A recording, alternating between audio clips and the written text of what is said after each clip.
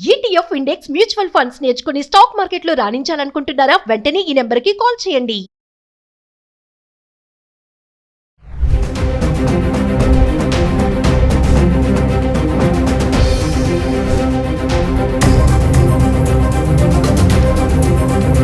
High viewers, India's largest digital media network Suman టీవీకి స్వాగతం. ప్రస్తుతం మనతో ఉన్నారు motivational speaker and advocate Ushasri.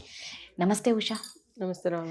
Usha, నిన్న కుకట్పల్లిలో జరిగిన సంఘటన చూసుకుంటే చాలా విషాదకరమైనది. అతి కిరాతకంగా ఆ పసిబిడ్డను చంపడం అనేది నిజంగా ప్రతి ఒక్కరికి ఇట్లా మనసు ఇట్లా అసలు మాటలు కూడా రావట్లేదు. అంటే అంత బాధ ప్రతి ఒక్కరికి. అంటే మామూలుగా కింద పిల్లలు పడితేనే మనం వాళ్ళని లేపనీకి అందరం ట్రై చేస్తాం, జస్ట్ జారితే. అలాంటిది 20 కత్తిపోట్లతో 21 ఆ బిడ్డని ఎలా చంపాలని మనసు వచ్చింది. అసలు అందరికీ రక్షణ ఇల్లు. నువ్వైనా నేనైనా ఇంటికి వెళ్తేనే మనం రిలాక్స్ అవుతాం. మనల్ని కాపాడేది ఆ ఇల్లు, రక్షణ. అలాంటి రక్షణ లేని ఇల్లు అయిపోయింది ఇప్పుడు ప్రతి ఒక్కరికి. అంటే నిజంగా పిల్లల్ని కనాలంటే భయం వేస్తుంది. కడుపులో ఉన్నంత వరకు ఒక ప్రహరీ గోడ మన కడుపు అయ్యి ఆ బిడ్డకు సేఫ్టీ ఇస్తున్నాం తప్ప బిడ్డ బయటికి వచ్చిన తర్వాత బిడ్డలను కాపాడుకోవడం కష్టమవుతుంది. ఎందుకు ఇంత, ఇంకా ఒక అడ్వకేట్గా నువ్వు చాలా చూసింటావు, ఎందుకు ఇలా జరుగుతున్నాయి? ఆ పసిబిడ్డని చంపనీకి అసలు కారణం ఏంటి? ఇంకా ఏ క్లారిటీ రాలేదు. రాధా, ఇది చాలా హృదయ విదారకం. నేను అది వింటుంటే ఫస్ట్ అనుమానం కింద పై మీదకి వెళ్ళి సంజయ్ క్షుద్ర పూజలు అని చెప్పి అండ్ ఒక షార్ప్ కత్తితో పొడిస్తే అది బ్లడ్ వచ్చి పట్టుకునేలాగా, అంటే ఒక గిన్నెలో కానీ ఏదో పూజకి కావాల్సింది వాళ్ళు పూజ చేశారా అక్కడ, లేకపోతే పూజకి కావాల్సినట్టు ఉందని చెప్పి అనలిస్టులు చెప్తున్నారు. I was listening to the case. And ఇందులో గమనార్హమైన విషయం ఏంటంటే నెక్ చుట్టూతా 14 అండ్ బొడ్డు చుట్టూతా 7, మొత్తం కలిపి అది ఒక లెక్క ప్రకారం చేశారు. ఎప్పుడో 8 ఏళ్ల క్రితం, ఇప్పుడు శాస్త్రోక్తంగా పూజలు చేసే ఇప్పుడు నాలాంటి వాళ్ళనేమో మేమేదో క్షుద్ర పూజలు, ఇప్పుడు అమ్మవారికి పూజలు భక్తితో చేస్తుంటే భక్తి మొత్తాన్ని అసలు ఆడవాళ్ళకి క్షుద్ర పూజలు చేయడానికి వీలే లేదు. నా మీద ఇష్యూస్ చేసి కేసులు పెట్టి ఈ నోటికి ఏదొస్తే అది మన పోలీసు యంత్రాంగాన్ని నేను ఎట్టి పరిస్థితుల్లో ఎప్పుడు వెనకోసుకొచ్చినా నా విషయంలో నేను ఇంత కసిగా అడ్వకేసీ చదవడానికి, లా చదవడానికి రీజను నా మీద వచ్చిన ఎలిగేషన్. రియల్ గా చేసే వాళ్ళనేమో ఇట్లా వదిలేస్తారు రోడ్ల మీదను ఇట్లా తిరిగేలాగా. అసలు ఏమీ తెలియకుండా ఏదో భక్తి కొంచెం చూపించిన వాళ్ళందరినీనేమో ఏదో క్షుద్రపులు చేసేసాం అంటారు. అంటే ఈ కల్ట్ అనేది వద్దన్నా కాదన్నా మూఢనమ్మకం అని నీలాగా నాలాగా చదువుకున్న వాళ్ళు అసలు ఇవేమి వర్కౌట్ అవ్వవు అని చెప్పినా సరే చేసేవాళ్ళు ఉన్నారు.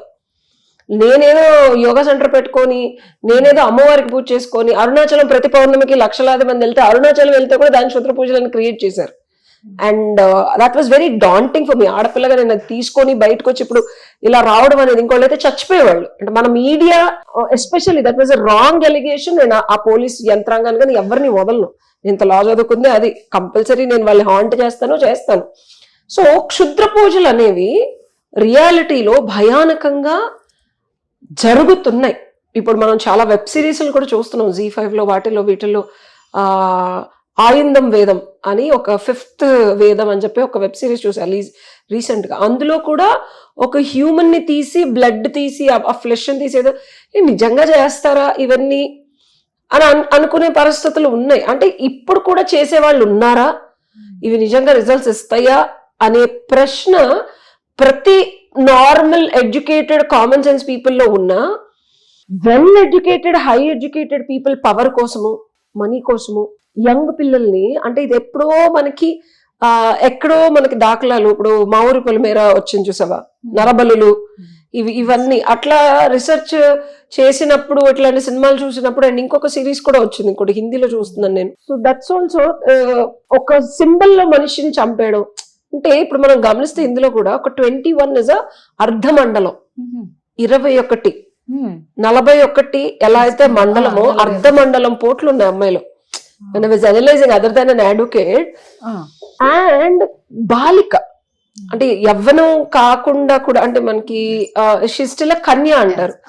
సో ఇక్కడ కింద అబ్బాయి అయినా నిజంగా వాళ్ళు నెగటివ్ జరుగుతుంది అంటే ఆ బిడ్డను అంత చంపేసి వాళ్ళు సుఖపడటానికి కేసు వస్తుంది కదా కామన్ సెన్స్ లో.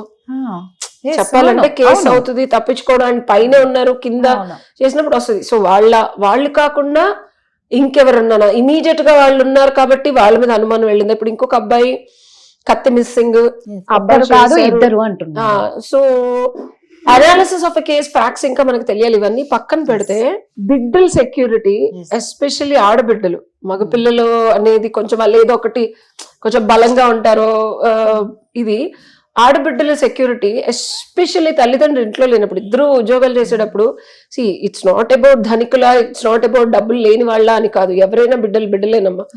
అండ్ యాజ్ అన్ అడ్వకేట్ గా టు అవాయిడ్ క్రైమ్ ఎప్పుడైనా గుర్తు పెట్టుకోండి, ఒకటి క్రైమ్ జరుగుతుందంటే మన అసమర్థత ఒకటి ఉంటే, నిస్సహాయత ఇంకొకటి ఉంటే, నెగ్లిజెన్స్ ఇంకొకటి ఉంటుంది. ఓకే, ఒకటి క్రైమ్ జరిగేటప్పుడు కానీ జరగబోయే ముందు కానీ మన ఎకనామిక్ కండిషన్ కానీ మన అసమర్థత అండి మేము ప్రొటెక్ట్ చేసుకోలేదు, నెగ్లిజెన్స్ ఇంకొకటి తస్మాత్ జాగ్రత్త. ఎప్పుడు ఏం జరుగుతుందో తెలియదు ఇప్పుడు సొసైటీలో. So the fourth element what I want to bring is, సరే మీ నెగ్లిజెన్స్, ఇప్పుడు ఆ పిల్లని, ఆడపిల్లని, చిన్నపిల్ల రెగ్యులర్ గా జరుగుతూ ఉంటుంది, పెద్ద విషయం కాదండి, మా అమ్మాయి తీసుకెళ్లి బాక్స్ ఇచ్చేస్తుంది అసలు అది. అండ్ అబ్బాయి స్కూల్లో ఉంటే ఈ బిడ్డ ఎందుకు ఇంట్లో ఉంది? I have a question. అంటే ఆ అమ్మాయి స్కూల్కి వెళ్ళలేదా? ఆ అమ్మాయి స్కూల్కి ఎందుకు వెళ్ళట్లేదు? ఆ అమ్మాయి కూడా స్కూల్కి వెళ్ళాలి కదా ఆ ఏజ్ లో. ఆ అమ్మాయి ఎందుకు బాక్స్ ఇవ్వాలి? అంటే ఆ టైంలో ఇంట్లోనే ఎందుకు ఉంది ఆ అమ్మాయి? వాళ్ళు చుట్టాలు ఎవరన్నా లేకపోతే అమ్మాయిని, ఐ హ్యావ్ సస్పిషన్స్. నేను క్రైమ్ సైకాలజీ చదువుతా. Okay, I have my own suspicions. Parents అసలు ఎందుకు అమ్మాయిని అలౌ చేశారు? ఇప్పుడు చదువుకునే పిల్ల, ఆ పిల్లల్ని వాళ్ళ కొడుక్కి బాక్స్ ఇవ్వడం ఏంటి? I have lot of questions. అంటే ఇంట్లో వాళ్ళు కూడా ఏమన్నా అంటే బంధువులు ఏమన్నా కావాలని తల్లిదండ్రులకు చెప్పి ఏమన్నా ఉండమని చెప్పారా? లేకపోతే ఐ హ్యావ్ తెలిసిన వాళ్ళు, నాట్ లైక్ తెలియని వాళ్ళు. నాకు సంహవ్ నా సస్పిషన్ ఏంటంటే ఈ బిడ్డ ఇక్కడ ఉంది, లేకపోతే క్రియేటెడ్ రియాలిటీ అంటాం, కావాలని ఒక ప్లాన్ ప్రకారం చేసినట్టే అనిపిస్తోంది నాకు. తెలిసిన వాళ్ళు, లేకపోతే అది పేరెంట్స్ ని మ్యానిపులేట్ చేసి, లేకపోతే పాపను ఉండమనా, దేవర్ ఎన్ నెంబర్ ఆఫ్ థింగ్స్. బట్ ఏదైనా this looks like a planned detailed murder. And చక్కగా డోర్ లాక్ వేసేసి వెళ్ళిపోయారు. అండ్ మనం ఆనవాళ్ళు చూసుకున్నా, పోస్ట్ మార్టంలో ఇవన్నీ తెలిసిన, మర్డర్ చేసిన అఫెన్స్ ఎక్కడ మనకి ఇంకా డీటెయిల్స్ పెద్దగా దొరికినట్టు లేవు. It's a well planned murder. ఒకటి సీసీ కెమెరాలు. ఫస్ట్ ఆఫ్ ఆల్ మనం ఇండియాలో, యుఎస్ లో ఎక్కడైనా ఇట్లాగా ఇన్ అవుట్ పెద్ద పెద్ద క్రిమినల్స్ కూడా, దిస్ వన్ క్రిమినల్, చిన్న బాబు ఒక అమ్మాయిని పొడిచేస్తాడు. ఓకేనా, వాడు అనుకుంటాడు నన్ను ఏం పట్టుకోరని, చిన్న 14 ఏళ్ళ కుర్రాడు. అది పోలీసులు ఎట్లా ట్రాక్ చేస్తారు, వాడే అఫెన్స్ చేస్తాడు ఎలా, only CC cameras. The entire revelation of the entire. వాడికి ఎంత ధైర్యం అంటే 14 ఏళ్ళ పిల్లలు నేను ఏం చేయలేదు అంటున్నాడు. ఏం చేయకపోతే వాళ్ళు మెక్సికన్స్, ఏం చేయకపోతే అసలు నీ పిల్లాడిని ఎందుకు తీసుకెళ్తారని చుట్టుపక్కల వాళ్ళందరూ హేళన చేస్తారు. పోలీసులు డిటెక్ట్ చేసి ఆ కేసుని డీటెయిల్డ్ గా నీ కొడుకే చేశాడని వీడియోలు పొడిచి చంపుతాడు ఆ పిల్లని. ఎందుకు పొడిచాడు? పోనీ అది వాడి గర్ల్ ఫ్రెండ్ కాదు, అందరితో తిరుగుతుంది, అది బట్టలు ఇంకెవరితోనో చేసి చూపిస్తే వీడు అప్రోచ్ అయినప్పుడు అమ్మాయి వీడిని రిజెక్ట్ చేసింది. అదేంటి అందరికీ అవైలబుల్ గా ఉంది, నేను అలాంటి అమ్మాయిని తీసుకుంటున్నప్పుడు నా దగ్గరికి రావాలి కదా, నన్ను రిజెక్ట్ చేస్తుందా అని ఒక్కొక్క కారణంతో చంపేస్తాను. 14 ఇయర్స్ అబ్బాయి.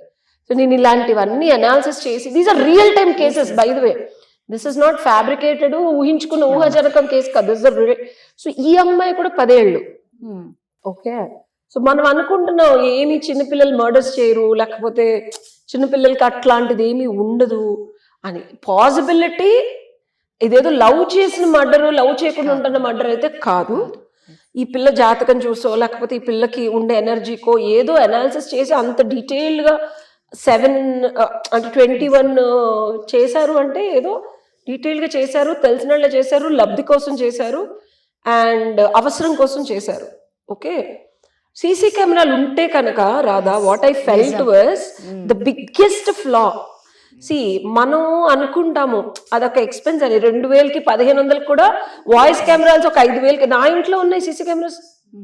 నా ఇంట్లో 9 ఏళ్ల నుంచి నేను ఇల్లు కొన్న తర్వాత నా ఇంట్లో సీసీ కెమెరాస్ ఉన్నాయి. మా మమ్మీ డాడీకి నా ఇంటికి ఎవరు వస్తున్నారు, నేను సింగిల్ గా ఉంటాను. చాలా మంది అబ్బాయిలు ఆమె ఇంటికి వస్తావు, నువ్వు ఒక్కదాన్ని ఉంటావు కదా అంటే, మా నాన్నకి వెళ్తాను సీసీ కెమెరా వస్తావా అంట. నేను my cameras other than my bedroom entry, hall, office room, workshop, వంట చేసేది అన్ని సీసీ కెమెరాలు విత్ వాయిస్ కెమెరాస్ ఉంటాయి.